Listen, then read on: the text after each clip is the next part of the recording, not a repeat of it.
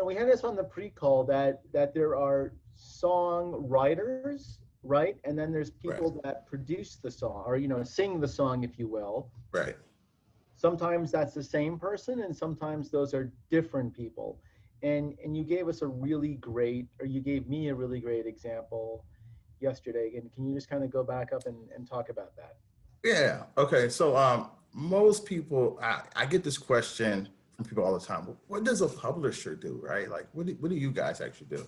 And so the best way to kind of differentiate what I do versus, let's say, what a Def Jam does, right? Mm-hmm. Is Def Jam is a record label.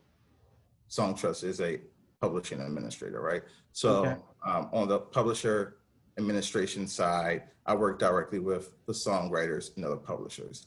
Def Jam would work with the artists and the record label. So a great example that we use in the business is one of my favorite songs, and my cousin is actually on this call, is "I Will Always Love You" by Whitney Houston. So Right. naturally, most people know Whitney Houston's version, right? So that's the master recording Right. that we all know and love. However, Dolly Parton is the songwriter, right? So she owns Wow. that composition.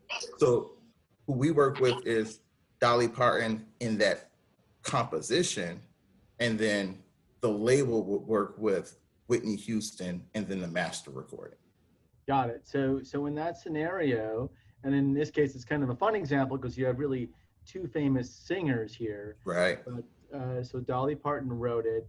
So if this is more, the discussion today is if you're into writing songs, right, which is, arguably a variation of poetry. I would, from a non-creative, from an outsider perspective, right? It's poetry to music, right? Is Yeah. basically a song, if you will. And so you help the songwriters make sure that they get the royalties that they're entitled to and distributed.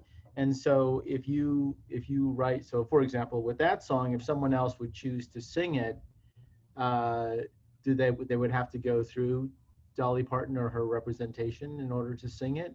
If you're going Right. So what would happen is, let's say somebody wanted to do another master recording of that song, right? Mhm. You would then need to come to the publisher and say, hey, I need a mechanical license to reproduce this song, right? And so we would then have to give them a license, which basically gives them permission to reproduce that song.